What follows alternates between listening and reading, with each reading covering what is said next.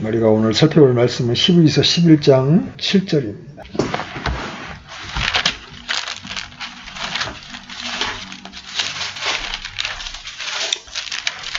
히브리서 11장 7절 같이 읽습니다. 믿음으로 노아는 아직 보지 못한 일들에 대해 하나님으로부터 경고를 받고 두려움으로 움직여 방주를 예비함으로 자기 집을 구원하였으니 그것으로 말미암아 그는 세상을 정죄하고 믿음으로 말미암는 의의 상속자가 되었느니라. 아멘.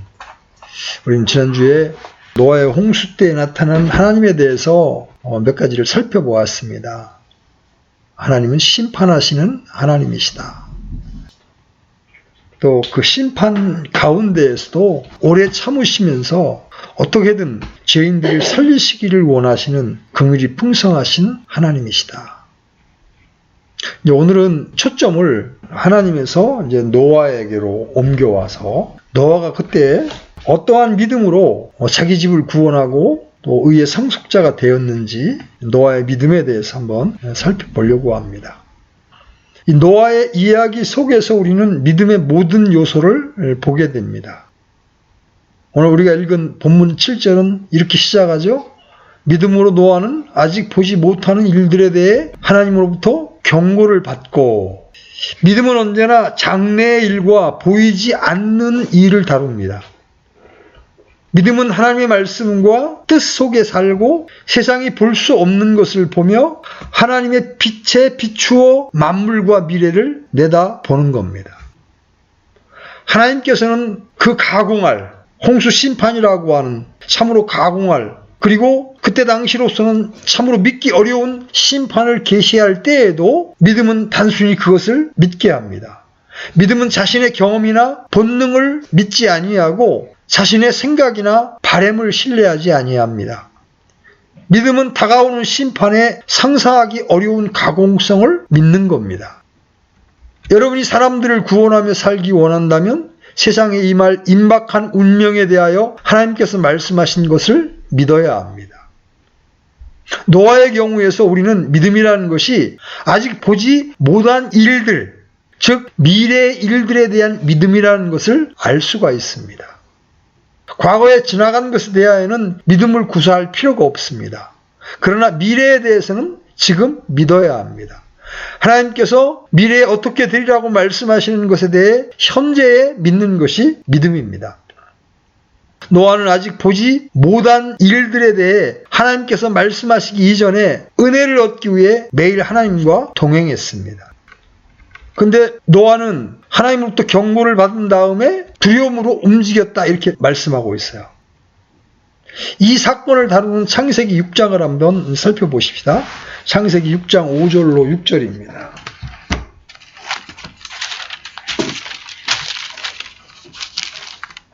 창세기 6장 5절로 6절. 자, 같이 읽습니다. 하나님께서 사람의 사악함이 땅에서 크고 또 그의 마음에서 생각하여 상상하는 모든 것이 항상 악할 뿐임을 보시고 주께서 땅 위에 사람을 만드신 것으로 인해 슬퍼하시며 또 그것으로 인해 마음에 근심하시고. 아담 이후 1500년간이나 지난 이 시점에 이르면 죄는 더욱 기승을 부리게 되고 더욱 마음속을 파고들어 결국 습관화되고 완전히 죄가 지배권을 장악하게 됩니다. 베드로후서 2장 14절에 따르면 이것이 오늘날 우리들의 모습입니다. 20세기 이후에 통신의 발달로 인해서 정치가들의 거짓말, 전쟁, 더러운 음악, 또 포르노 문학, 또 성경에 대한 공격, 심령술, 과학과 종교를 우상화하는 작업이 전 세계로 너무나 쉽게 퍼져나갔습니다. 인간은 진화하는 것이 아니라 점점 더 악화되고 있습니다. 이 장면은 로마서 1장, 2장, 3장에 잘 나와 있습니다. 주님께서는 정확하게 사람들의 생각과 상상들을 읽어내심으로 현대인들은 어떻게 해서든 자신들의 생각 속에서 하나님을 몰아내려고 합니다. 결국 현대 교육의 경향은 과학을 동원해서 지구상에서 일어나는 모든 일은 살아있는 인격적인 하나님과는 아무 관계가 없이 저절로 일어나는 것임을 강조하는 거죠. 이 속임수의 핵심 내용은 이러합니다. 모든 일은 자연적으로 일어나는 것이라고 설명함으로써 죄인들로 하여금 자기의 내적 생활이라는 개인적인 어두움 안으로 숨어버릴 수 있는 길을 열어주는 겁니다. 죄인들은 이제 그 안에 숨어서 계속해서 악을 즐기게 되는 겁니다. 이처럼 성경이 인간에 대해 부정적인 시각을 제시하면 낙관론자들은 곧바로 이에 대한 반기를 들고 나오죠. 이들은 마음의 생각을 인간이 이제껏 만들어온 문학 작품과 연관시키려고 합니다. 마음의 생각이 계속해서 악할 뿐이라는 말은 타락한 아담의 후손들의 내적 상황을 가리키는 겁니다. 마음의 생각이란 인간의 공상이나 욕망, 자아를 위해 무언가를 얻으려고 짜는 계획과 구상, 자신을 드높이는 생각, 이런 것들을 마음속으로 그려보는 겁니다. 한마디로 이것은 정신과 의사들이 스스로 옮에 걸려들면서도 연구해보겠다고 나서는 그러한 모든 현상을 말합니다. 하나님께서는 21세기 사람들이 무엇을 할 것인지 말씀하고 계시며 디모데후서 3장 7절에서 인간이 하지 않으려는 것이 무엇인지 보여주고 계십니다. 21세기 사람들이 말씀을 좋아하든 않든 하나님은 그분께서 말씀하신 대로 하실 것이고, 그들이 아무리 하나님의 말씀인 그 책에 대해 반역하는 마음을 품더라도 그들의 과거, 현재, 미래는 전혀 바뀌지 않습니다. 성경이 그렇다고 하면 그런 것입니다. 마음의 생각이란 인간의 애적 생활을 결정짓는 내적인 삶입니다. 생각은 행동을 낳죠. 행동은 습관을 낳고, 습관은 성격을 낳고, 성격은 운명을 낳습니다. 인생의 문제들은 마음에서 나옵니다. 사람의 사악함이 세상에 창대한 것은 인간의 마음의 생각과 직접적인 연관이 있습니다. 뭔가 오래 생각하고 있으면 그 일을 행하게 됩니다.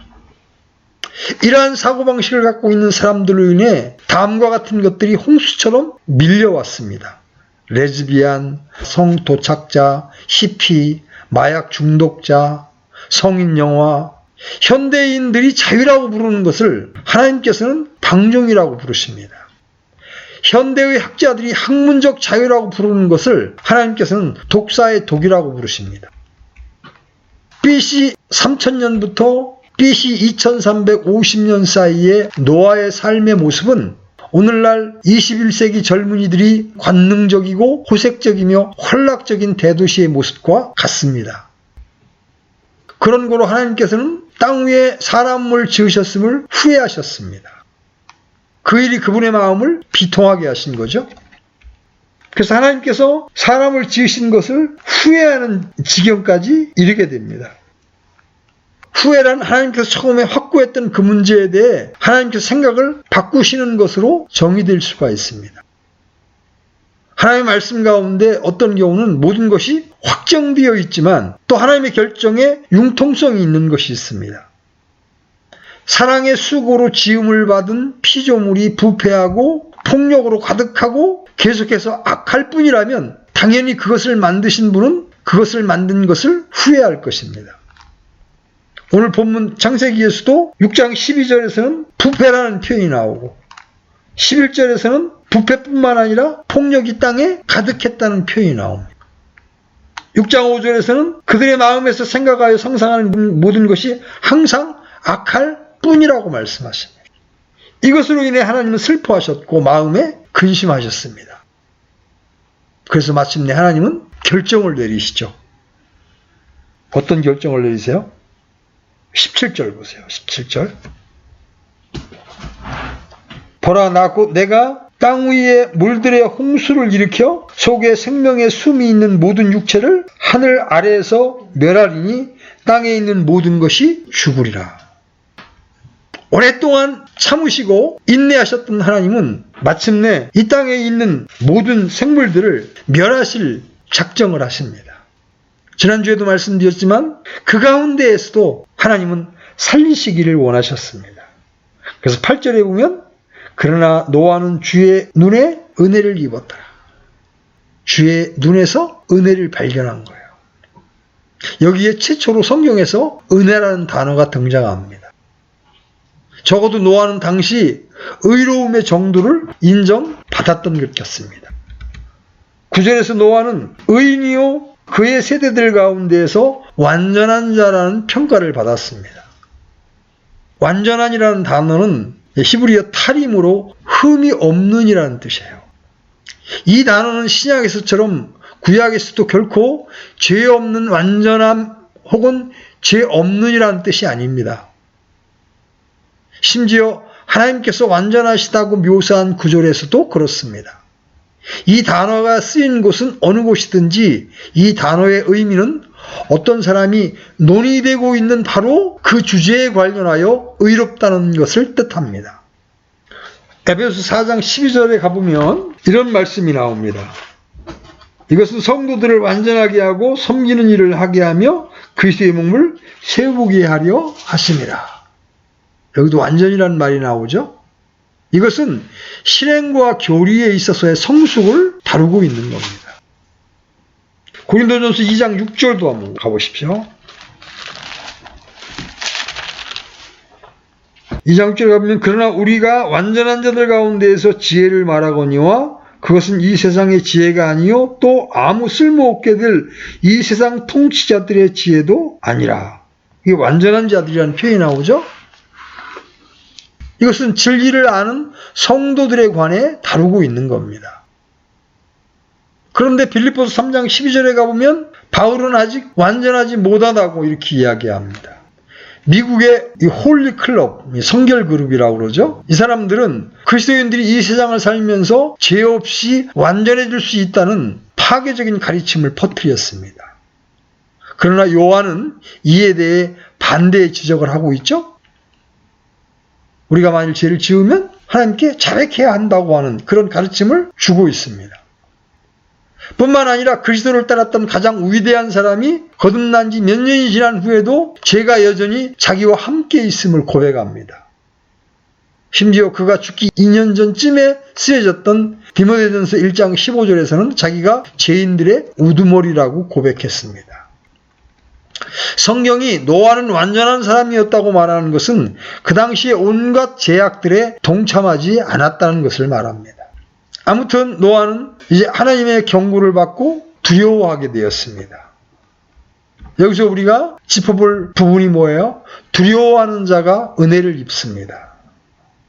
예수님께서 겟세마네 동산에서 죄와 죽음이 어떤 것이란 인식 아래서 기도하실 때 그 기도는 두려움 가운데 드려졌습니다. 히브리서 5장 7절 한번 가보십시오. 히브리서 5장 7절. 그분께서는 친히 육체로 거하던 때에 자기를 사망으로부터 능히 구원하실 분에게 강렬한 부르짖음과 눈물로 기도와 간구를 드셨고 또 친히 두려워하셨으므로 하나님께서 들으셨느니라. 히브리서 12장 28절도 한번 가보십시오. 12장 28절. 그러므로 우리가 움직일 수 없는 왕국을 받을진대 은혜를 소유하자. 이 은혜를 힘입어 우리가 공경하는 마음과 하나님께 속한 두려움을 가지고 받으실 만하게 하나님을 섬길지니. 그러면서 29절에서는 우리 하나님은 소멸시키는 불이시니라 이렇게 말씀하십니다. 살아계신 하나님의 손에 빠져들어가는 것은 무서운 일입니다. 얼마나 서글프게 그리고 반복적으로 히브리서가 불순종하는 자의 운명을 말하고 있습니까? 이러한 말씀이 큰 동기가 되어서 두려워함으로 하나님의 경고를 청종하는 가운데 사람들에게 두려움과 더불어 긍휼을 보이면서 그들을 불에서 건져내는 것은 실로 눈을 뜬 우리에게 합당한 일이죠. 두려움이라는 것은 하나님을 섬기는 데 합당한 동기입니다. 노아의 두려움은 그가 하나님께 복종하는 데 합당한 동기였습니다. 그는 하나님을 두려워함으로 그분을 섬겼습니다. 이것은 지혜의 시작이기도 합니다. 하나님을 두려워하는 것은 지혜의 근본이니라. 성경에서 두려움이란 단순히 그분을 경외하는 경건한 신앙을 말하는 것이 아닙니다. 이것은 구약에서나 신약에서나 마찬가지입니다. 물론 신약시대의 그리스도인들은 심판날에 대한 두려움을 갖지 않습니다. 그래서 이 두려움이란 히브리서 10장 31절에서 말하는 것 같이 살아계신 하나님의 손안에 떨어지는 것은 두려운 일이라의 두려움과는 좀 다릅니다. 왜냐하면 히브리서 10장 31절의 두려움은 예수 그리스도께서 재림하실 때 그분을 대적한 모든 사람에게 임할 심판과 관계된 것이기 때문입니다. 거듭난 그리스도인들은 재림 때에 있을 심판과 천년 왕국이 지난 후에 있게 될 최후의 심판과는 관계가 없는 사람들입니다. 우리는 그 전에 휴거될 것이기 때문입니다. 그 대신 그리스도인들은 휴거된 후 하늘에서 있게 될 그리스도의 심판석에서 살아있을 때 몸으로 행한 모든 일을 심판하실 주님을 두려워해야 합니다. 두려움 그 자체에는 아무것도 두려워해서는 안 된다고 말하는 사람들이 있습니다. 그러나 우리는 다른 모든 상황을 두려워하지 않을지라도 하나님 그분만큼은 두려워해야 합니다. 이것이 성경적 교리입니다. 사람들이 두려움에 대한 교리를 받아들이지 않는 이유는 하나님은 사랑해야 할 대상이지 두려워할 대상이 아니라고 생각하기 때문입니다. 그러나 사랑하는 것과 두려워하는 것은 별개입니다. 우리는 구원받은 사람으로서 요한복음에 따라 분명히 그분을 사랑합니다. 하지만 그것과는 별개로 우리는 하나님을 두려워해야 합니다. 그분은 우주의 절대자이십니다. 그분은 죄를 징벌하는 분이십니다. 하나님을 두려워하는 것은 우리가 죄를 짓지 않는 합당한 동기입니다. 요한일서 4장 18절에는 사랑 안에는 결코 두려움이 없고 완전한 사랑이 두려움을 내쫓나니라는 말이 있지만 이 말은 하나님을 두려워하지 말라는 말이 아니에요. 이 말은 심판날에 대한 두려움을 가질 필요가 없다는 말입니다. 왜냐하면 우리는 구원을 받았기 때문입니다. 그러나 구원받지 않은 사람이라면 심판날에 대해서도 두려워해야 합니다. 그런 심판날에 그를 불호수에 던지시는 하나님을 마땅히 두려워해야 합니다. 죄인들을 지옥으로 던지시는 하나님을 두려워해야 합니다.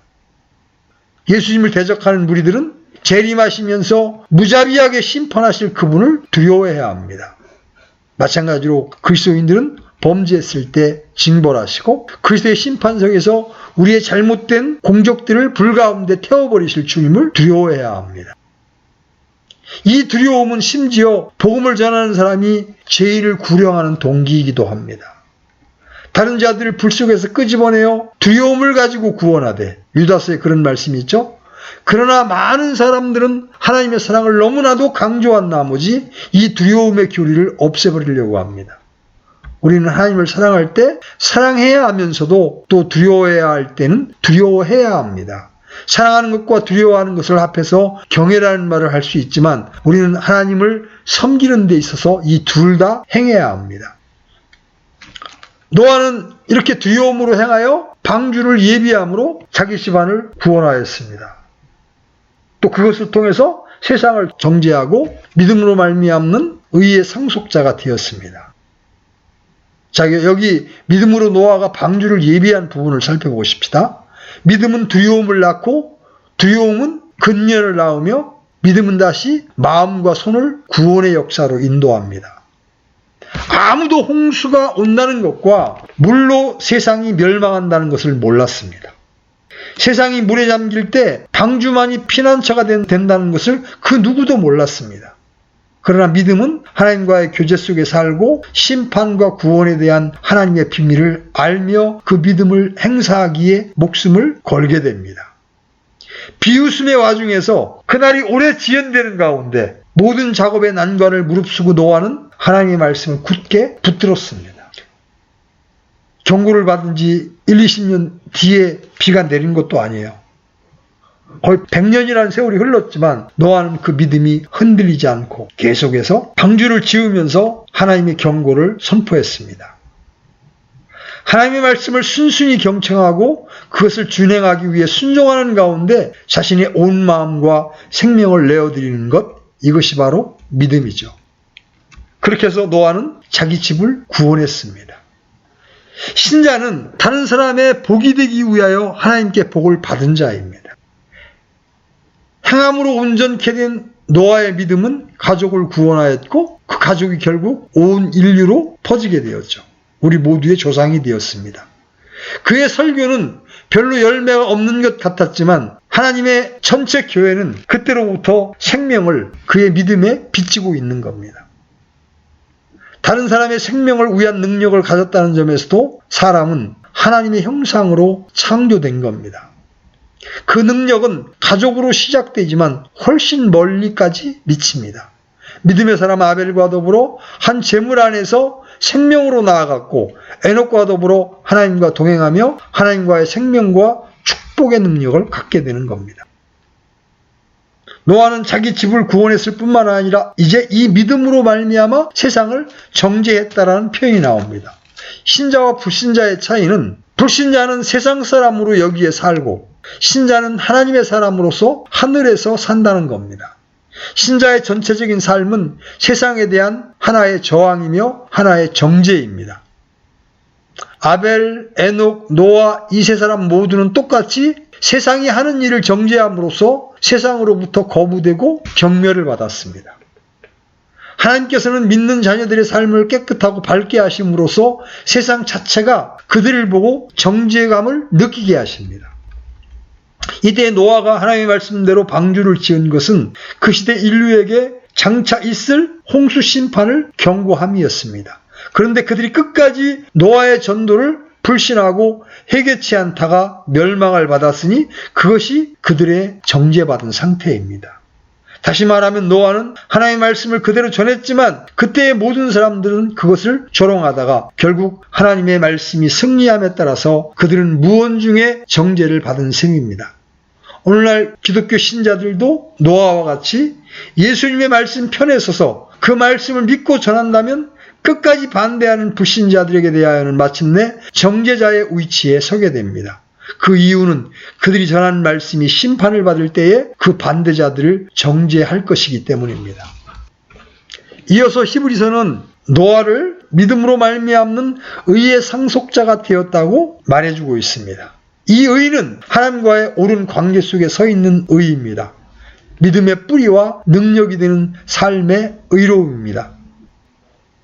여기서의 믿음은 하나님께 하나님의 자리를 드리고 자기는 아무것도 아니며 하나님만이 모든 것이 되신다고 하는 고백을 의미합니다. 이 믿음을 하나님은 의롭다고 하시는 겁니다. 그런데 이 방주의 모형을 통하여 노아가 보여준 믿음을 우리는 그리스도와 그분의 구원과 관련시켜 볼 수 있어야 합니다. 열려진 성소는 피난처가 된 방주로서 그리스도께서는 모든 것을 완성하셨고 완전케 하셨습니다. 하지만 구원 얻을 모든 사람을 그 안에 모아들이는 데 있어서 우리는 무엇을 해야 합니까? 노아처럼 이 일을 위하여 우리의 모든 것을 내어드려야 합니다. 세상 죄악에 대한 하나님의 가공할 정죄를 경청하고 두려움을 가져야 합니다. 우리에게 주신 큰 구원의 무한한 능력을 믿되 거기에다 나누어 줄 사랑을 더해야 합니다. 구속받은 자녀들 각자를 멸망하는 자들에 대한 사랑의 사도로 초대하는 하나님의 부르심을 믿고 자신을 신뢰하는 모든 사람을 부요하게 쓰신다는 하나님의 부르심을 믿어야 합니다. 믿음의 기도와 수고로 그리스도 안에서 자아에 대한 죽음으로 그리고 하나님의 임재 가운데에서의 동행으로 우리의 마음은 열매를 맺을 수밖에 없는 사랑과 능력으로 채울 수 있습니다. 지성소의 보좌에 앉으신 주님으로부터 우리 안에 있는 하나님의 기쁨과 우리 주님의 내주하심에 대한 증인으로서 오신 성령께서는 특별히 이 시대의 그리스도인의 증인으로 우리를 세우기 위해 능력을 주시고자 하십니다. 믿음으로 지성소에 속에 들어간 자는 아직도 밖에 있는 사람들을 지성소로 인도해야 할 책임이 있습니다. 이것이 여러분을 믿음에 따른 의의 상속자로 만드는 믿음입니다. 우리가 히브리서에 보면 아벨, 에녹, 노아가 이렇게 순서대로 믿음의 사람으로 등장하는데 이 사람들 모두가 예수 그리스도의 모형입니다. 아벨은 의로운 자로서 형제에게 죽임을 당했죠. 또 제물과 더불어 하나님께 나아갔습니다. 에녹은 그 안에서 하나님이 기뻐하시는 아들로서 땅 위에서 하나님과 동행하였고 하늘로 들림을 받았습니다. 노아는 구원을 준비함으로써 그의 백성들을 구하였고 세상을 정죄하였습니다. 모두 예수님의 모형이죠. 하나님께서 우리에게 주시는 것은 죽으시고 부활하사 구속주가 되시는 예수님 자신입니다. 하나님께서 우리에게 요구하는 것은 믿음입니다. 믿음은 우리를 그분과 일치시킵니다. 죽음으로 말미암아 하나님께 나아가는 아벨의 축복에서 깨어지지 않는 에녹의 교제로 우리는 나아갑니다. 그리고 우리는 노아의 축복의 비결로서 타인을 구원하는 자가 됩니다. 이 모두가 믿음에 의해서입니다. 노아는 의인이었고 또 의의 전파자가 되었습니다. 물론 노아가 믿음을 가졌고 또 의롭다함을 받았다고 해서 그의 믿음이나 그의 의가 오늘날 우리가 갖고 있는 믿음과 의와 같은 것이라고 말할 수는 없습니다. 지금 교회 시대에 살고 있는 우리는 예수 그리스도를 믿는 믿음으로 그분의 의를 전가받았습니다. 하지만 히브리서 11장에 나오는 이들은 아직 예수 그리스도가 누구신지 몰랐고 따라서 그분을 믿을 수 없었습니다. 예수 그리스도의 구속에 대해서는 그들이 여러 가지 예표는 보았습니다. 하지만 그들은 실제적으로 그분에 대해서 알지 못했습니다. 그들은 예수 그리스도께서 그들을 위해 죽었다는 사실을 믿음으로 구원받은 것이 아니었습니다. 그들은 아직 아무도 거듭나지 않았으며 예수 그리스도의 구속을 맛보지는 못했습니다. 단지 노아는 두려움으로 행하여 방주를 예비했고 그것으로 인해 자기 집안 사람들을 구원할 수 있었던 겁니다. 하지만 오늘날 아무도 방주를 예비함으로 구원받을 사람은 없습니다. 이 시대에는 아무도 모형으로 구원받을 수 없습니다. 구원받으려면 실제적으로 예수 그리스도의 피가 우리의 죄들을 위해 흘려졌다는 것을 믿어야 합니다. 또한 노아는 두려움으로 행하여 방주를 예비함으로 의의 상속자가 되었으나 우리는 의를 받을 만한 아무런 행위를 한 것도 없는데 예수 그리스도의 값없는 은혜로 인하여 그 의를 거저 값없이 얻게 된 겁니다. 노아가 방주를 예비한 것은 분명한 행위이지만 우리는 행위를 통해서는 어떠한 의도 얻을 수가 없습니다. 어쨌든 노아는 믿음에 의한 의의 상속자가 되었습니다. 마지막으로 노아의 믿음이 가져온 것들을 한번 정리해 봅시다. 첫째, 자신의 집을 구원하였습니다. 비록 아직 보지 못하는 일이며 또한 실현성이 없지만 그는 하나님의 경고를 그대로 믿고 그분의 명령에 따라 방주를 준비했죠. 그리하여 노아와 그의 가족들만이 구원을 얻었습니다. 둘째로 노아는 하나님을 두려워하는 가운데 방주를 예비함으로 또 하나님의 말씀의 경고를 선포함으로 이 세상을 정죄했습니다. 행동으로 나타난 노아의 믿음은 그의 본보기와 메시지에 불응한 당시의 사람들을 정죄하는 역할을 했습니다. 이처럼 바른 행실은 언제나 죄악을 정죄하는 위치에 서게 됩니다. 그래서 그리스도 안에서 경건하게 살고자 하는 자들은 이 세상으로부터 핍박을 받게 되어 있는 겁니다. 정죄를 받는 세상은 견딜 수가 없기 때문에 그렇습니다. 실제로 노아는 믿음으로 말미암는 의의 상속자가 되었습니다. 이 노아의 믿음을 보면서 오늘날 우리의 믿음을 대비시켜 보아야 합니다. 우리는 선포된 복음의 말씀을 듣고 하나님께 간구함으로 가족들을 구원의 방주 안으로 이끌어 드리게 됩니다. 성경은 약속하죠. 주 예수 그리스도를 믿으라. 그리하면 내가 구원을 받고 내 집이 받으리라. 한 사람이 정확하게 구원을 받고 하나님 앞에 가족의 구원을 간구할 때 하나님께서는 그 가족까지 구원의 방주 안으로 이끌어 주십니다. 또 우리가 하나님의 말씀에 순종하면서 하나님의 심판을 선포하게 될 때 우리는 세상을 정죄하는 자의 위치에 서게 됩니다. 다른 사람에게 혐오감을 주는 그러한 정죄가 아니라 우리의 바른 삶과 하나님의 바른 말씀을 선포함으로 세상을 정죄하게 됩니다. 구원받은 신자이면서도 하나님의 왕국과 이 세상을 구별하지 못하고 이 세상도 좋은 곳이라고 하는 그런 사고방식을 가졌다면 아직 그는 세상을 정죄하는 위치에 있는 것이 아닙니다. 세상은 주님에 의하여 이미 정죄를 받았고 우리도 그 세상과 분명한 선을 그으고 살아가야 될 이유가 있는 겁니다. 또 우리는 노아의 경우와는 구별되는 그런 상태로 의를 전가받은 자들이 되었습니다. 그리고 다른 사람에게 그 의를 전달할 수 있는 사람이 되었습니다. 복음 전파를 통해서 우리는 그런 일을 할 수 있는 자가 된 거죠. 오늘 우리가 노아의 홍수 사건을 통해서 노아가 어떻게 자기 집을 구원하고 세상을 정죄하며 의의 상속자가 되었는지를 살펴보았습니다. 우리가 이 세상을 살아가면서 이 믿음의 선진들의 삶을 보고 또 우리가 살아가야 될 삶의 방향과 목표를 분명히 정하는 그런 시간이 되었으면 좋겠습니다. 잠시 기도하고 마치겠습니다. 하나님 아버지, 지난주에 이어 오늘도 마지막 때의 모습인 노아 홍수의 심판에 대한 부분들을 살펴보았습니다. 그 가운데에서도 노아는 하나님의 눈에서 은혜를 발견하고 두려워하는 가운데 방주를 예비함으로 자기와 자기 집안을 구원하여 인류를 온 땅에 퍼뜨릴 수 있었습니다. 또 하나님의 말씀을 받아 경고함으로 세상을 정죄하는 그러한 위치에 설 수 있었습니다. 뿐만 아니라 하나님의 말씀에 순종하고 또 하나님의 경고를 바람으로 믿음으로 말미암은 의의 상속자가 되었습니다.